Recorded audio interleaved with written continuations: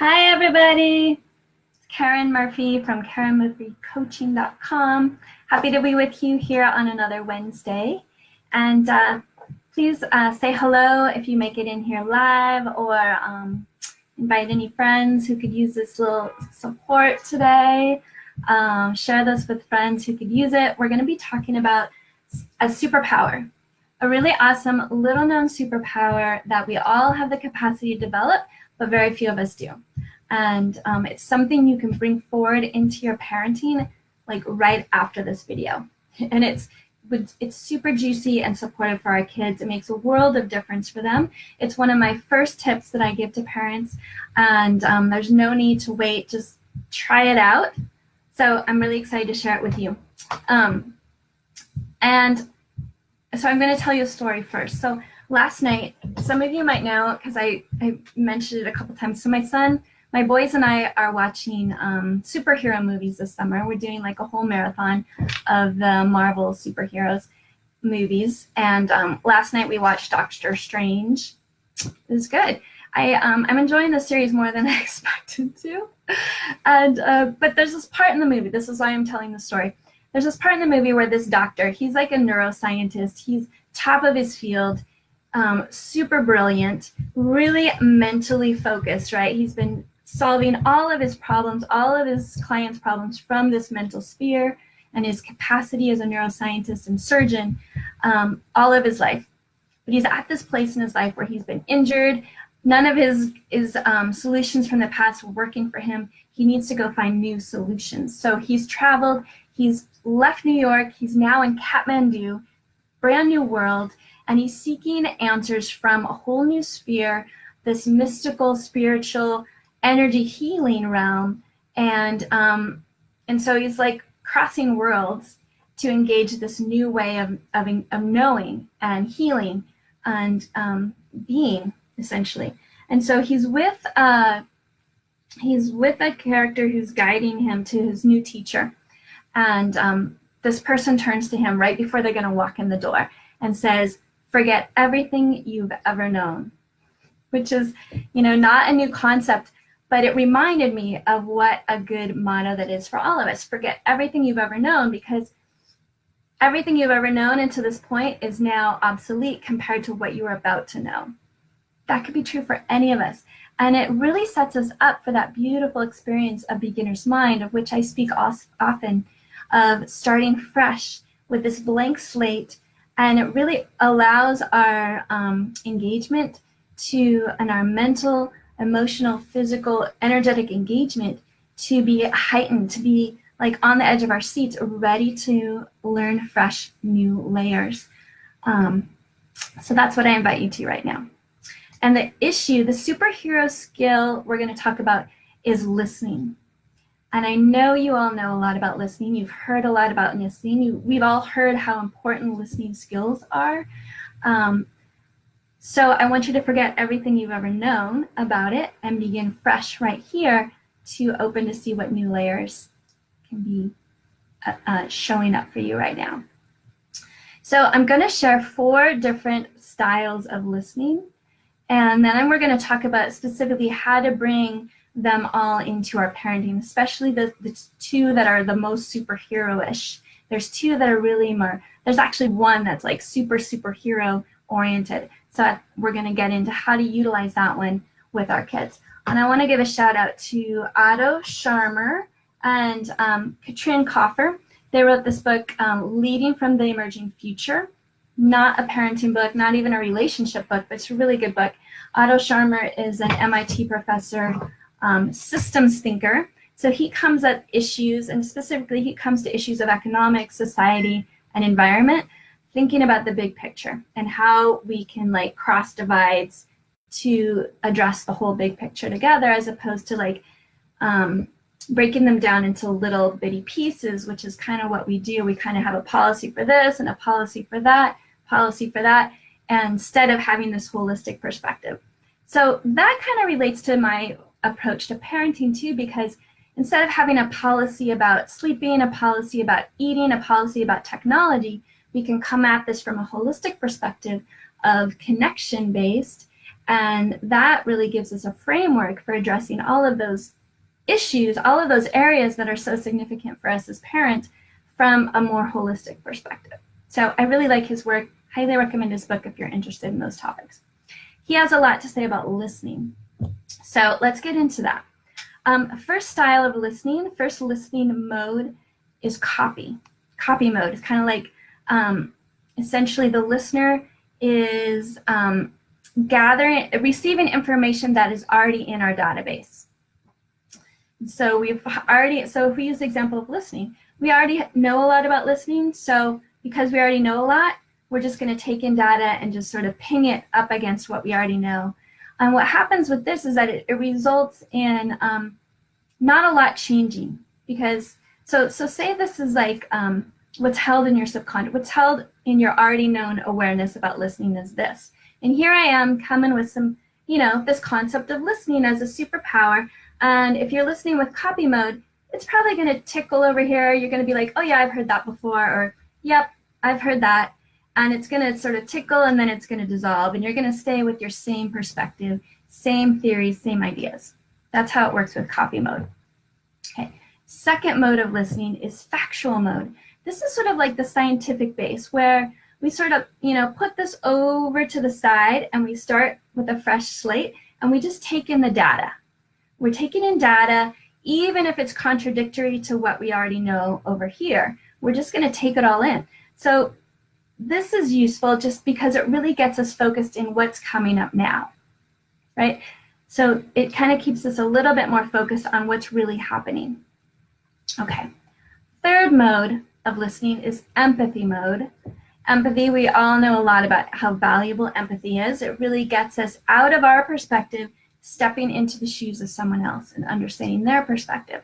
So we know also that everything that happens to us in life, from conception to birth to childhood to life experiences, where we were born, who we were born to, what we were born into, our skin color, ethnicity, our gender, our preferences, our life experiences, our language, our economics, all of those details really impact our perspective on the world, our viewpoint, our beliefs, our theories. Everything is impacted by every little detail that has led us from conception to right here, right? So when we take ourselves out of this and we step into someone else's experience, and especially someone else whose all those details are really different from your details, that really opens up this amazing awareness, which is called empathy, right? Where we understand their perspective so much better, and we can respect them so much better. Even if we still don't agree on things, we can get to this place of acknowledging perspective and engaging with more respect. So that's really useful. Okay, fourth listening mode is called generative. Generative is what I often call ecosystem vision or ecosystem listening. And this is where we expand our listening to encompass the whole. And so to do this, we tune into a deep attention kind of mode. We are becoming deeply attentive to this other person. And we are tuning not only to what they're expressing verbally, but to what they're expressing on multiple realms. So maybe emotionally, obviously mentally, physically, energetically, we're tuning into them on all these levels. The value of this is that it really engages what is fully present right here and allows for that other person to bring into being what's emerging for them. And so when someone is sharing something pretty, central to who they are, whether it's a moment where they're expressing a deep emotion, maybe that's grief, maybe that's anger, maybe it's joy, maybe it's just they're feeling excited about something, or they've had an interesting experience and they just want to share the story of that. So when you show up with generative mode, you're allowing them to express on all these levels, because you're making space for that to land, and you're receiving it, right? You're attuned to it, and so they're attuning to it. And as you do that, it allows for something new to emerge for that person, and maybe for you too. And so it can be, that's the superhero aspect, right? So as you listen to someone who's grieving and you really hold space for their whole expression, and maybe you're there for a while, right? Because when we're in generative mode, we're not trying to move anybody along anywhere. We're not trying to get them to a better place. We are simply being present to what is present for them. And they are in charge of any shifts. And as they are allowed to be there, the shifts will naturally arise. Okay, so you probably had this experience of holding space for someone, maybe it was your child, who is crying or expressing some big emotions. Maybe it's outer rim zone. Generative listening is so valuable for outer rim zone experiences for our kids. So maybe they're expressing really big emotions. And because you're not explaining anything, or you're not commiserating or comforting or logicking them, or what else do we do? You're not putting any limits on their expression. You're simply holding space. You're making sure everybody's safe, but you're holding space for them to move all the way through. Then that allows for them to have a full process and to get to where they really want to get to, which is often taking them back into heart zone, but more deeply connected heart zone. So for kids, a lot of times the value of that outer rim expression, that big outer rim expression, is when, you know, everything is hitting the fan. Maybe they're having a tantrum, or they're just crying in sadness, or you know, whatever expression is for your child in that off the connection zone. You know, they're totally disconnected from themselves, and so they're really clearing their pipes of energetically and emotionally. And so this oftentimes can be a big expression in outer rim zone. So if you're showing up with generative listening mode space, and they are allowed to move through that whole wave of that outer rim zone expression, they're going to come back into heart zone, and they're going to come back into deeper connection with themselves, because their neurology, their physiology, every aspect of them has been hugely benefited by clearing all of that clutter, all of that emotional debris out of the way. So what you often find, especially for our youngest children who are working on a lot of skill building, you will often find that on the other end of being listened to in this mode, they have more cognitive shifts. You might see that they have a new skill showing up that's getting honed, that they're doing even better than they ever did it before. They might surprise you with a new level of maturity. You know, they might talk about something with a new awareness that wasn't there before. I remember listening to my youngest son when he was 2 to 3, and it was a big tantrum, big blowout. He was resisting having a bath, right? But I listened in generative mode for a good 45 minutes as he thrashed his way through this clearing of his inner clutter. And on the other side, he was totally in heart zone, really happy and engaged, and took his bath super excited. And he was able to do things in the bath that he had never done before, like pour a cup of water over his own head. That had always been kind of a challenge, to how to get his head wet. You know, he was able to do it himself. So that's just an example of the development that can happen right on the heels of a really useful regenerative listening session for kids. Okay, a couple more things I wanted to say about all of these. So copy and factual mode really happens subconsciously all the time. This is sort of our go-to methods for listening. You might recognize that you do this a lot. There's no judgment of copy and factual mode at all. All of these modes of listening are really useful to us, and they serve us. They all serve us. It's just that when these are the two modes that we use the most, they limit our experience, right? So the thing is about copy and factual mode is that we don't have to be very sensory committed. We can listen with our ears, sometimes with our eyes, but we can be doing other things with our hands. Our energy can be, you know, not really attuned, and we can still get this mode happening. So we're not fully present or fully engaged for this. which is okay, right? Like we can't be fully present and engaged for everything all the time. That's just not possible. So, but that's just a factor of these two modes. When you are engaging this way with your kids, most of the time, it means there's not a lot of presence necessarily happening. And you know how you can engage with your kid while you're doing a bunch of stuff, right? Sometimes we just do that. We need to do that some of the time, but really good to balance it with the empathetic and generative mode as well. Also, copy and factual mode, because we engage with this subconsciously, not a lot of new listening, nothing is changing with these two modes. Like I said, you're just engaging what's already present. Maybe in factual mode you are taking in some new data, but you're not really doing anything with it. You're not applying it. You're just bringing it in, right? So it's like the iceberg. You know, this tip of the iceberg is above water. It's a very small part of the iceberg. That's our conscious awareness. And then below the water is this huge subconscious awareness. And that's why copy and factual mode happen for us so much of the time, because we are engaging so much of the time subconsciously.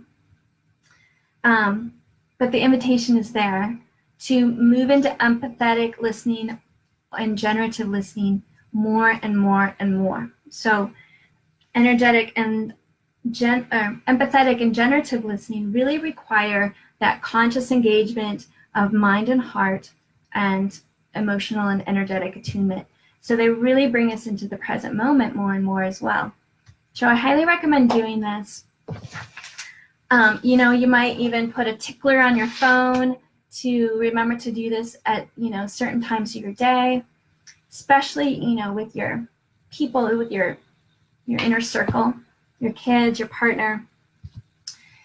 They will feel it. It's an energetic experience to be on the other end of generative listening. This is really the superpower mode. And, you know, 10 minutes of generative listening is worth way more than 3 hours of copy or factual listening.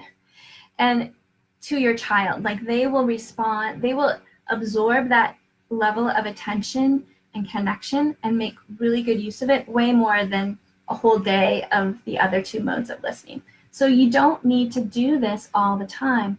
You can be really focused and offer it up when they need it the most. So, you know, I work from home. I'm working a lot during my days, but when my son comes in and he needs some support, I will pause what's going on, or I'll plan a pause with him soon, and I'll give him 10 full minutes of my generative listening and connection. I don't tell him that I'm doing this. I just show up for it, and he absorbs it, and after 10 minutes, he's like content, ready to go. Obviously, we have other times when we're packing in more connection for longer stretches, but you know, a good 10 minutes really can go far. So these are skills that our world needs. So I hope you are inspired to try it out. It really is a superpower because it's working energetically. And you will notice a difference if you bring this in. If you set your intention to do this 10 minutes with one child, maybe the child who needs it the most, for 7 days in a row, I would love to hear how that changes things for your child. I can guarantee they're going to feel it, they're going to take that connection, and they're going to make really good use of it. And you will see shifts. So, good incentive. Let me know what you think of this. Let me know if you give it a try, or if this is something you're already aware of and trying. I'd love to hear your experiences. And it's a really laser-focused way to support our kids, especially in big, full lives that we have. A lot of times we don't have a lot of, you know, blocks of time. You can really focus your connection in, and that's what your kids will get what they need. Okay, so I just want to say one reminder: when you're in generative mode, we're not explaining things, we're not logicking things, we're not directing what's happening. We are listening without without any of that, right? We're not fixing. We're not even giving creative you know, you're not actually giving a lot of creative input. What you're doing is you're listening to your child and you're showing up with presence, and you are asking when needed, when engagement is needed, you're invited to ask questions, to invite their own expression, right? We want to make space for all of their expression. So you might say, tell me more about that. Or, yeah, what's the next thing? What else? What else? What else? You know, you could say those same two phrases again and again. Tell me more. What else? And how does that work? Oh, yeah. And just, you know, be really present, but you're not putting a lot of your input in as much as you are guiding them to their own expression. This is so useful for kids to really know themselves and to develop their own ideas and to self-discover, right? This is really, this is all part of why this is such a superpower. Okay. Much love to you. I hope you have fun with this and have a great day connecting with your kids. And I'll look for you next week. Bye for now.